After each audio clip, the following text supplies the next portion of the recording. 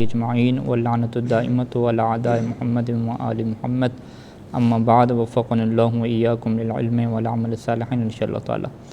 عنوان جو ہے وہ یہاں پہ باب مفعلہ کے معنی ہے، اور درس نمبر 6 اس کو اس لیے دیا ہے کیونکہ جو گزشتہ درس ہے اس کے 2 حصے کر دیے ہیں۔ تو جو 4 نمبر درس ہے وہ باب افعال کے معنی کے ساتھ خاص کیا ہے، اور جو 5 نمبر درس ہے وہ باب تفعیل کے معنی کے ساتھ خاص کیا ہے، اور جو ابھی تیسرا باب ہے باب مفعلہ، اس کے جو ہے وہ معنی کے بارے میں گفتگو ہم شروع کر رہے ہیں۔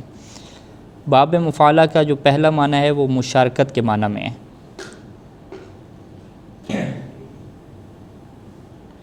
اچھا جی، مشارکت کا لفظ واضح ہے، یعنی شریک ہونا، ٹھیک ہے۔ باب مفعلہ عمومی طور پر 2 طرفہ عمل پر دلالت کرتا ہے، یعنی ایسا فعل جس میں دونوں فریق شریک ہوں۔ اس کے برعکس باب ثلاثی مجرد باب فعلہ میں فعل اکثر یک طرفہ ہوتا ہے، جہاں ایک فاعل ہوتا ہے اور دوسرا صرف مفعول کے طور پر متاثر ہوتا ہے۔ مثلا ضرب زید عمرا، یعنی زید نے عمر کو مارا، اس میں صرف زید فاعل ہے اور عمل یک طرفہ ہے۔ لیکن ضرب زید عمرا یعنی زید اور عمر نے آپس میں لڑائی کی، یعنی دونوں فریق لڑنے میں شریک ہیں۔ اسی طریقے سے کاتب زید رسالتاً، یعنی زید نے خط لکھا، جبکہ کاتب زید عمرا یعنی زید اور عمر نے ایک دوسرے سے خط و کتابت کی۔ اسی طریقے سے تیسری مثال جالس زید، یعنی صرف زید کے بیٹھنے کو ظاہر کرتا ہے، یعنی زید بیٹھا، جبکہ جالس زید عمرا باہمی مجلس میں بیٹھنے کا مفہوم رکھتا ہے، یعنی زید عمر کے ساتھ اکٹھا بیٹھے، دونوں یعنی ایک دوسرے کے ساتھ بیٹھے۔ قرآن کریم کی مثال ہے شاورہم فی الامر، یہاں پہ شاید مثال ہمارے پاس شاور ہے، جو کہ باب مفعلہ کا کیا ہے جی، فعل امر ہے، شاور سے شاور۔ تو اس کا ہم ترجمہ کیا کریں گے، یعنی باہمی مشورہ کریں۔ تو یہاں شاور باب مفعلہ سے ہے جو باہمی مشورے پر دلالت کرتا ہے، یعنی نبی اکرم صلی اللہ علیہ وآلہ وسلم لوگوں سے مشورہ کریں اور وہ بھی مشورہ دیں، یعنی خود آپ بھی مشورہ دیں لوگوں کو اور لوگ بھی آپ کو کیا ہے، مشورہ دیں۔ تو ظاہری بات ہے جب اللہ کے رسول صلی اللہ علیہ وآلہ وسلم مشورہ دینے والے ہوں گے تو انہی کے مشورے کو کیا ملے گی، فوقیت ملے گی، کیونکہ ان کی جو مشورہ دینے کی صلاحیت ہے اور جو دلیل ہے ان کے پاس اور قائل کرنے کی صلاحیت ہے وہ باقی سب لوگوں سے بڑھ کے ہے۔ جیسے آپ ہوتا ہے کہ 10 بندے محلے کے اکٹھے ہوتے ہیں مشورہ کرنے کے لیے، تو اس میں سے جو بندہ بڑا سمجھدار ہوتا ہے نا، جب وہ مشورہ دیتا ہے، بات کرتا ہے، تو سارے کہتے ہیں بھی بالکل جی بالکل، جو آپ بات کہہ رہے ہیں نا وہ حقیقت ہے، بے شک ہے اور سچ ہے۔ تو یہاں پہ اگر آیت یوں ہوتی کہ آپ ان سے مشورہ لیں، ٹھیک ہے، پھر وہ سوال اٹھتا کہ بھئی رسول خدا کیوں مشورہ لے رہے ہیں، ٹھیک ہے۔ لیکن ابھی سوال کیا ہے کہ ان سے مشورہ باہمی مشورہ کریں، یعنی ان کو مشورہ دینا بھی ہے۔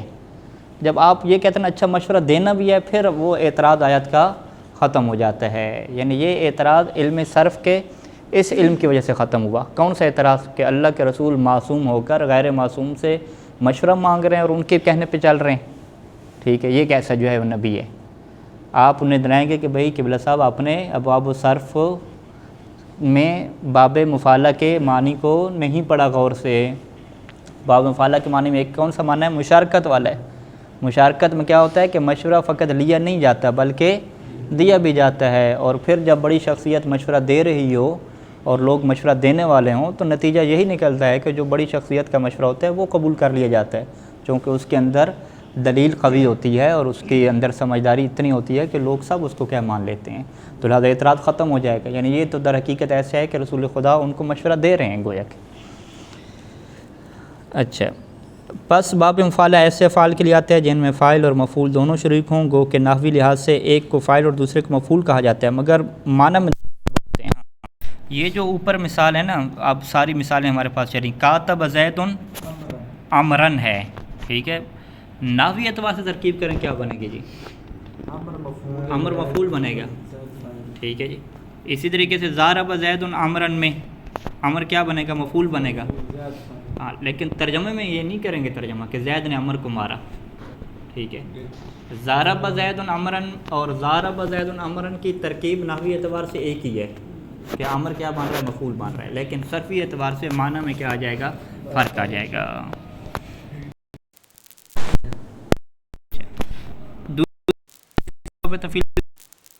جو باب افعال کا بھی تھا، باب تفعیل کا بھی تھا اور باب مفعلہ کا بھی ہے، تینوں کا مشترکہ معنی آ گیا۔ مطلب اس لیے استعمال ہوتا ہے تاکہ فعل لازم کو متعدی بنایا جائے، یعنی ایسا فعل جو اصلاً صرف فاعل پر واقع ہوتا ہے اسے مفعول پر منتقل فعل کو بعض اہل لغت باب فعال کے معنی میں بھی شمار کرتے ہیں۔ ہاں یعنی کچھ جو کتابوں میں یوں لکھا گیا باب افعال، ٹھیک ہے، تو اس کا مطلب یہی ہے، یعنی متعدی بنانے کے لیے آتے ہیں۔ جیسے باعد زید بین شیئین، بین یہاں پہ لگے گا اس کے لیے ظرف، کہ زید نے دو چیزوں کے درمیان فاصلہ پیدا کیا، تو زید یہاں پہ ویسے اگر باعدہ کا مجرد مطلب ہوتا تو اس کا مطلب کیا ہوتا ہے؟ باعدہ وہ دور ہوا، یہ زید دور ہوا، لیکن جب بعد دور کیا، ٹھیک ہے، بینہ کیا ہے؟ مفعول فیہ واقع ہے۔ دوسری مثال تجھے شفا دے، یعنی آفا باب مفعلہ کا صیغہ ہے، لیکن مفہوم میں آفا باب فاعل مان رکھا ہے، یعنی اللہ تجھ سے کرے، ٹھیک ہے جی۔ اچھا اس میں آپ دیکھیں کہ عفا جو ہے نا، اور عفا اس کا کیا ہوگا؟ ثلاثی مجرد ہوگا، عفیا۔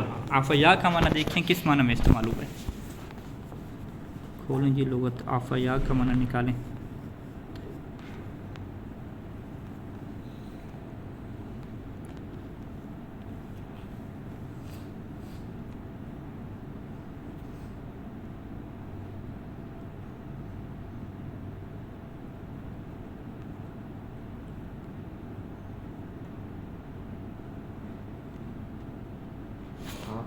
خود لکھا ہوا ہے،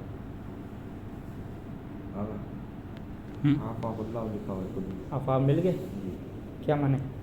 یعنی امراض و آفات سے محفوظ رکھنا چاہیے۔ نہیں عفا مجرد کا نکالیں نا، تاکہ ہم دیکھ سکیں کہ ثلاثی مجرد میں کیا معنی تھا اور باب مفعلہ میں جا کے کیا معنی ہوا، دونوں کا فرق ہم نے دیکھنا ہے نا۔ ہاں بھی کس کس کو ملا ہے ابھی تک؟ مل گیا عفا مجرد کا کیا معنی لکھا ہوا مجرد کا؟ آپ کو؟ ہاں بھائی کون سے بندے نے ابھی تک نہیں نکالا؟ سب نے نہیں نکالا ہے؟ آپ نے ڈاؤن لوڈ کر لیا؟ اچھا اچھا اچھا ملے؟ چلیں جی عفنان صاحب کو مل گیا۔ ہاں جی بیان کریں۔ افعل اثر و نشان مٹنا، ٹھیک ہے۔ افا شیو پوشیدہ ہونا، ٹھیک ہے جی۔ افا فلانن کسی کے پاس طالب کرم ہو کر آنا، ٹھیک ہے۔ یہ سارا معنی کون سا چل رہا ہے؟ اس کا لازم والا چل رہا ہے، ٹھیک ہے۔ تو لیکن جب اس کو آفا میں کریں گے تو پھر معنی کیا ہے؟ وہ کسی کے پاس جانے کے معنی میں نہیں ہوگا، ٹھیک ہے، کسی کا نشان مٹنے کے معنی میں نہیں ہوگا، بلکہ کسی کی بیماری کو دور کرنا اس کے معنی میں ہوگا، کسی کے برے نشان کو مٹانا، یوں کرتا۔ اچھا تیسرا جو معنی ہے کہ فعل مجرد کے معنی میں استعمال ہوتا ہے، یعنی ہے باب مفعلہ، ٹھیک ہے، لیکن فعل جو مجرد ثلاثی مجرد کے ہم نے ابواب پڑھے ہیں اس میں سے جو اس کا فعل ہوگا اپنا مجرد اسی معنی میں آئے گا۔ بعض افعال باب مفعلہ کے صیغہ پر آتے ہیں لیکن ان میں مشارکت کا کوئی معنی مراد نہیں ہوتا، بلکہ وہ فعل مجرد کے معنی میں ہی استعمال ہوتے ہیں۔ پہلی مثال اس کی کیا ہے جی؟ سافر زیدون، زید سفر پر گیا، ٹھیک ہے۔ اس میں یہ نہیں ہے کہ زید کسی کے ساتھ مل کے بہمی سفر پہ گیا، ایک ہی ہے، اگرچہ سافرہ مفعلہ کے وزن پر ہے مگر اس میں کوئی بہمی سفر یا مشارکت نہیں ہے، بلکہ مفہوم مجرد فعل سافرہ کے برابر ہے۔ اب یہ بظاہر شکل و شباہت سے تو مفعلہ کے ساتھ ہے، قرینے سے پتہ چلے گا۔ ہاں بالکل، سیاق و سباق سے ایک ہی بندہ ہے نہیں، اس میں مفعول ہوگا نا، وہ متعدی ہوگا تو بس خود ہی معنی نکالیں گے۔ سافر زید عمرن ہوتا اگر، تو پھر وہاں سے ہمیں پتہ چلتا۔ اچھا اگلی آیت جس طریقے سے کہ قاتلہم اللہ ان یؤفکون، قاتلہم اللہ، اب یہاں پہ ہیں تو مفعول بھی ہے، یہاں پہ قاتلہم اللہ یہاں پہ مفعول ہے۔ مثلا ابھی اور صاحب کیا کہہ رہے تھے کہ سافر زید میں مفعول ہمیں نظر نہیں آیا، ایک ہی ہے، لہذا مشارکت تو نہیں بن سکتی۔ ابھی جو قرآن مجید کی مثال ہے کہ قاتلہم اللہ، اس میں تو قاتلہم میں ہم کیا مفعول ہے اور اللہ کیا فاعل ہے، ایسی ہے، یعنی اللہ نے ان کے ساتھ کیا کی؟ جنگ کی۔ تو اب کیا انہوں نے بھی اللہ کے ساتھ جنگ کی؟ ٹھیک ہے، کیا انہوں نے بھی اللہ کے ساتھ لڑائی کی؟ یعنی دونوں لڑے ہیں، ٹھیک ہے۔ ہم کہیں گے نہیں اللہ کی نسبت سے تو یہ چیز کیا ہے درست نہیں ہے. تو یہاں پہ ایک اضافی چیز ہمیں پتہ ہے کہ اللہ کے ساتھ جو ہے وہ کوئی اس طریقے سے نہیں لڑتا. ٹھیک ہے.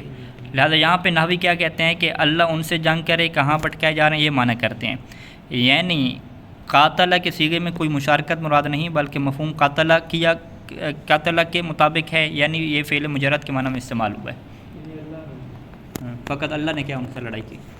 اگر ہم اس کو اس معنی میں لے جائیں جو روایات اہل بیت علیہم السلام میں ہے مجازی معنی میں، مثلا جو سود ہے وہ اللہ سے جنگ ہے، اس طرح کی روایات ہیں نا. ٹھیک ہے کہ اللہ سے جنگ بہت ساری چیزوں کو قرار دیا گیا ہے.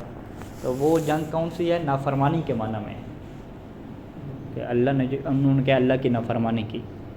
تو قاتلہم اللہ یعنی اللہ نے ان سے جنگ کی، یعنی اللہ نے بھی پھر ان کے ساتھ اچھا نہیں کیا اور انہوں نے بھی بدلے میں کیا کی اللہ کی نافرمانی کی. یعنی وہ بٹکے ہوئے ہیں اور وہ اللہ کی اطاعت کے اوپر نہیں آ رہے تو پھر اللہ بھی کیا ان کی بات میں پوری نہیں کر رہا. تو لہٰذا ہم اس کو اس مجازی معنی میں اگر لے کر جائیں تو مشارکت والا معنی بن سکتا ہے کہ اللہ نے ان کے ساتھ باہمی جو ہے وہ جنگ کی. کس معنی میں؟ کہ انہوں نے نافرمانی کی اور اللہ نے پھر ان کی کیا ہے بات کو قبول نہیں کیا، اس معنی. تو لہٰذا اگر یہ مجازی والا معنی کریں گے تو پھر یہ صرفیوں کی یہ مثال نہیں بنے گی کہ قاتلہ استعمال ہو اور مفعول بھی اس کا موجود ہو اور کس معنی میں آ جائے جی مشارکت کے معنی میں نہ ہو، مجرد کے معنی میں آ جائے. تو ہم کہیں گے نہیں، جب بھی مفعول ساتھ آئے گا تو وہ مشارکت کی معنی ہوگا، اگرچہ مجازی معنی کر لیں، حقیقی معنی نہ کریں. اچھا، چوتھا جو معنی ہے، چوتھا باب شروع ہو گیا. باب افتعال کے معنی. یہاں پہ پہلا معنی ہے مطاوع، بریکٹ میں لکھا ہے اثر قبول کرنا. باب افتعال کا استعمال اکثر مطاوع کے لیے ہوتا ہے، یعنی کسی فعل کے اثر کو قبول کرنا. اس میں فاعل وہ شے ہوتی ہے جو کسی سابق فعل کے نتیجے کو اپنے اوپر جاری ہونے دیتی ہے. مثال کے طور پر جماعت الجند فاجتمعوا، کہ میں نے لشکر کو جمع کیا، فاجتمعوا پس وہ جمع ہو گئے. شاہد مثال ہمارے پاس کیا ہے؟ فاجتمعوا ہے. فاجتمعوا کا فاعل کیا ہے؟ واو ہے. ٹھیک ہے. تو یہ جو فاعل ہے واو، یہ کیا کر رہی ہے؟ جو سابقہ فعل کا جو نتیجہ ہے نا جماعت ہو، جمع کرنے کا نتیجہ کیا ہوتا ہے؟ جمع ہو جانا. اس نتیجے کو یہ فاعل اپنے اوپر جاری کر رہا ہے. ٹھیک ہے جی. جماعت و فعل مجرد ہے جبکہ اجتماع و افتعال ہے جو اس جمع کرنے کے اثر کو قبول کرنے پر دلالت کرتا ہے. یہ عمل صرف محسوسات میں نہیں بلکہ معقولات میں بھی ہوتا ہے، جیسے غممتہ فاغتم. ٹھیک ہے، میں نے اسے غم دیا تو وہ غمگین ہو گیا. اچھا جی، یہ ہو. دوسرا معنی اس کا مشارکت والا ہے، وہی پہلے والا جو ہے باب مفاعلہ کا. باب مفاعلہ بھی مشارکت کے لیے آتا ہے اور باب افتعال بھی. باب افتعال بعض افعال میں مشارکت کے لیے بھی آتا ہے، جیسے باب تفاعل، اور اس میں افعال دو طرفہ طور پر انجام پاتے ہیں. اچھا، مثالیں اختصم زید و عمر. اچھا، یہاں پہ واو لگی ہوئی ہے. اختصم زید و عمر نہیں ہے، اختصم زید و عمر کیوں ہے کہ زید و عمر آپس میں لڑے. اسی طریقے سے اجتاوروا اگلی مثال ہے. اجتاوروا یعنی یہ کس کے برابر ہے؟ تجاوروا کے. تجاورا باب تفاعل سے ہے اور اجتاوروا کس سے ہے جی؟ باب افتعال سے. تو آگے باب تفاعل کا معنی بیان کریں گے، وہ بھی مشارکت کے لیے آتے ہیں. تو دونوں کیسے ہو گئے؟ لا یستوون اور لا یتساوون، یہ دونوں کیا ہیں؟ برابر ہیں. لا یتساوون، لا یتساوون. ٹھیک ہے. اچھا، تیسرا جو اس کا معنی ہے وہ مبالغت و زحمت کے معنی میں آتا ہے. بعض افعال میں باب افتعال کوشش، محنت اور زحمت کے مفہوم کو ظاہر کرتا ہے، جبکہ فعل مجرد میں ایسی کوئی قید نہیں ہوتی. جیسے اکتسب سعید المال کا ترجمہ یوں کریں گے کہ سعید نے مشقت سے مال کمایا. ٹھیک ہے جی، اکتسب آیا ہے. لیکن اگر یہاں پہ کاسبہ ہوتا، ٹھیک ہے، کاسب سعید المال، تو وہاں پہ ہم کیا کہتے ہیں؟ یعنی مال کمایا. اب مال کمایا جیسے کمایا، آسانی سے ہو مشکل سے ہو، اس میں کوئی ایسی کوئی قید نہیں ہے. اچھا، قرآنی مثال لہا ما کسبت وعلیہا مکتسبت. ہاں، یہ بڑی دقت والی مثال ہے. لہا ما کسبت یعنی اس نفس کے لیے وہی ہے کہ ما کسبت جو اس نے حاصل کیا ہے، وعلیہا اور اس کے اوپر وہی ہے کہ مکتسبت کے جو اس نے مشقت سے کیا کمایا ہے. اب اس کو قرآن مجید میں دیکھیں کہ مترجمین نے کسبت اور اکتسبت کے ترجمے میں کوئی فرق رکھا ہے یا نہیں رکھا. ہاں جی ترجمے کھولیں بھائی جو آپ کو دیے تھے. یہ ہاں آیت میں سرچ کر دیتا ہوں. وہی پہلے بلاغ المبین کھول لیں, وہاں پہ آپ اکتسبت لکھیں گے تو وہ آ جائے گا اوپر. لا یکلف اللہ نفسا, سورہ البقرہ کی آیت نمبر 286 ہے. آیت یوں ہے کہ لا یکلف اللہ نفسا الا وسعها, کہ اللہ کسی شخص پر اس کی طاقت سے زیادہ ذمہ داری نہیں ڈالتا. لہا ما کسبت وعلیہا ما اکتسبت, ہر شخص جو نیک عمل کرتا ہے اس کا فائدہ اسی کو ہے, اور جو بدی کرتا ہے اس کا انجام بھی اسی کو بھگتنا ہے. شیخ محسن نجفی مرحوم نے کوئی فرق نہیں کیا. 286 نمبر مشقت کا لفظ استعمال نہیں کیا. ہاں جی کوئی ترجمہ نکلے آپ کے پاس؟ نہیں ہوا نا. سورہ البقرہ 286. اس کے لیے جو اس نے کمایا اور اس پر جو اس نے کمایا. ہاں لہا اور علیہا جو استعمال ہوتا ہے نا عربی میں, جیسے دعا میں ہوتا ہے, بد دعا کے لفظ عربی میں کوئی الگ لفظ نہیں ہے. دعا علیہ ہے اور دعا لہو ہے. دعا لہو کا کیا مطلب, یعنی اس کے فائدے کے لیے دعا کرنا. دعا علیہ یعنی اس کے نقصان پہ کیا ہے دعا کرنا. تو اسی طریقے سے لہا اور علیہ یہاں پہ تعبیر ہے. لہا یعنی اس کے لیے فائدہ ہے, اور علیہ یعنی اس کے لیے نقصان ہے. تو فائدہ کس چیز کا ہے؟ ما کسبت, جو اس نفس نے کمایا ہے, اور مکتسبت اور نقصان کس کا ہے؟ جو اس نے مشکل سے کمایا ہے. ہاں انہوں نے تو کوئی مشکل وغیرہ نہیں لکھی نا, اس میں سرچ نہیں ہے قرآن میں. یہ جو ابھی ہے سورہ البقرہ میں ہم گئے اور جمپ ٹو ورس ہے نا 286. ہاں آ گیا نا, ایسے اوپر آپ ایسے آگے جا رہے ہیں. جمپ ٹو ورس میں لکھیں گے 286 لکھیں گے, وہاں پہ آ جائے گا. اچھا جو نیکی وہ کرے وہ اس کے لیے, اور جو برائی کرے وہ اس پر ہے. ٹھیک ہے یوں ہے. اور باقی ترجمے آپ دیکھ لیں کلک کر کے. یہاں پہ اس میں دوسرا لکھا ہوا ہے دوسرے قرآن, اس کو فائدہ بھی اسی کام سے ہوگا جو اپنے ارادے سے کرے, اور نقصان بھی اسی کام سے ہوگا جو اپنے ارادے سے کرے. ہاں اس میں بھی کوئی فرق نہیں ہے. جو نیکی کرے اس کے لیے اس کا اجر ہے, جو گناہ کرے اس میں کوئی فرق نہیں ہے. ٹھیک ہے, یعنی جتنے آپ ترجمے دیکھیں شیعہ سنی کے, انہوں نے یہ صرفی فرق رکھے ہی نہیں ہے. یعنی عام سادہ ہی. ہاں سادی رکھا. حالانکہ یہاں پہ جو قرآن ہے وہ دونوں لفظ استعمال کر سکتا تھا نا. لہا ما کا سبت لکھا, علیہ مکتسبت کیوں لکھ دیا؟ ما کا سبت لکھ دیتا. ایک جیسے فعل استعمال ہو سکتے تھے نا, الگ الگ کرنے کا قرآن کو شوق تھوڑی ہے. ٹھیک ہے, اس کی کیا ہے, ہاں اس کی ایک وجہ ہے. اس کی وجہ ہمارے استاد جو ہیں شیخ انور نجفی صاحب وہ بیان کر رہے تھے کہ انسان کے لیے جو گناہ کرنا ہے یہ مشکل ہوتا ہے, نیکی کرنا آسان ہوتی ہے. وہ کس طرح ایسے؟ کیونکہ انسان نیکی اپنے اس خالق کے لیے کرتا ہے کہ جو انسان سے بہت پیار کرتا ہے, بہت محبت کرتا ہے. تو انسان کسی کی محبت میں کوئی کام کرے یہ بڑا آسان ہوتا ہے, اور اپنے محبوب اور اپنے پیارے خالق کے خلاف جا کے کام کرنا, اس میں کیا ہوتی ہے انسان کے لیے مشقت سہنا پڑتی ہے. تو محبوب کے مطابق چلنا, محبوب کے عشق اور محبت میں فنا ہو جانا, یہ بڑا آسان کام ہوتا ہے ایک عاشق کے لیے, ایک اطاعت گزار کے لیے. اور اطاعت گزار کے لیے جو مشکل کام کیا ہوتا ہے کہ اپنے محبوب کی مخالفت کرنا. لیکن آج تو کام الٹ جا رہا ہے, وہ محبت ہی نہیں ہے نا, محبت بھول چکے ہیں. ہاں قرآن نے بھی کیا کہا تھا کہ اتباع کا مرحلہ کب ہے؟ قل ان کنتم تحبون اللہ, آگے کیا ہے؟ فاتبعونی. بغیر محبت کو اتباع ہی نہیں ہوتی نا. ہماری جتنی بھی اتباع ہے سب میں کیا ہے؟ قربتاً الی اللہ. قرب کیا ہوتا ہے بھائی؟ محبوب کا قرب حاصل کرنا ہے نا, یہ قرب محبت ہی ہے. تو جب قرب کو نکالیں گے تو پھر محبت نہ رہی, جب محبت نہ رہی تو اطاعت نہ رہی, وہ اطاعت ہی نہیں.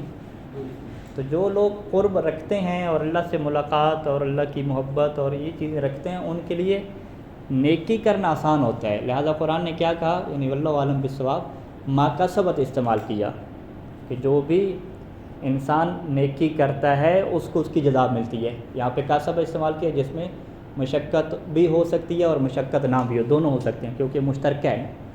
لیکن جب برائی کا لفظ استعمال کیا کہ جو برائی کرے گا اس کی سزا ملے گی, تو اس میں فقط مشقت والا رکھا.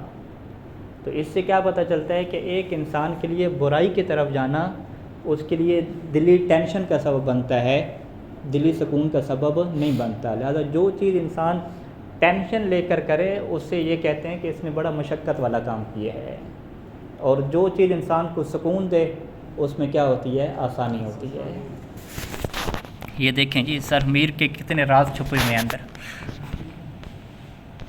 اچھا ایک اور یہاں پہ ہے کہ استناعتو کا لنفسی, کہ میں نے تجھے اپنے مقصد کے لیے خاص کر لیا. ٹھیک ہے جی, یہاں پہ شاید مثال کیا ہے, ثنا ہے اصل میں نا, ثنا ہے تو یہ جو توئے لگی ہوئی ہے نا یہ اصل میں تے ہے, استنا. ٹھیک ہے جی, تو استنا ثنا کا مطلب کیا ہوتا ہے, بنانا, اور استنا کیا ہے, مشقت سے بنانا. استناعتو کا لنفسی, تجھے میں نے اپنے لیے جو خاص کیا ہے اس میں کیا لگی ہے, میری محنت لگی ہے, مشقت لگی ہے. وہاں پہ صنعتو کا لنفسی استعمال نہیں کریں گے بلکہ استناعتو کا لنفسی استعمال کریں گے. ہاں جی واضح ہے. ہاں بھی ارشد صاحب ابھی تک آپ ڈھونڈ رہے ہیں. ہاں نہیں وہ آسان طریقہ, اوپر جیسے سورہ میں جاتے ہیں نا, جمپ ٹو ورس میں جائیں. اچھا کوئی اور چیز ہے, چلیں آگے آ جائیں, آگے ہمارے ساتھ توجہ رکھیں. تیسرا جو معنی ہے کس کا جی, باب افعال کا, کہ یہ فعل مجرد کے معنی میں آتا ہے. یہ اس میں بھی تھا, باب افعال میں تھا, یعنی افعال میں باب افعال ہونے کے باوجود وہ صرف مجرد کے معنی میں آتے ہیں اور ان میں نہ مشارکت ہوتی ہے نہ کوئی اضافی مفہوم. جیسے جذب حمید الحبل, جذب حمید الحبل پورا یوں پڑھیں گے. اور اچھا اجتذب لکھو, اجتذب ہونا چاہیے نا, اجتذبہ. ٹھیک ہے جی, دونوں کا مطلب ایک ہی ہے. دونوں کا مطلب ایک کون سا ہے, کہ حمید نے رسی کھینچی. ٹھیک ہے جی, صلی اللہ علی محمد وآلہ اجمعین.